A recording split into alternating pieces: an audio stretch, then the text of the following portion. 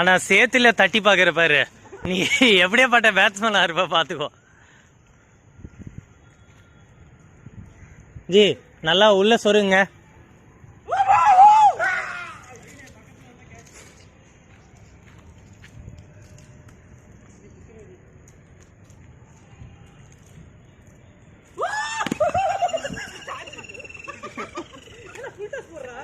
டே பரதேசி எங்க அடிச்சுட்டு போய் நிக்கிற?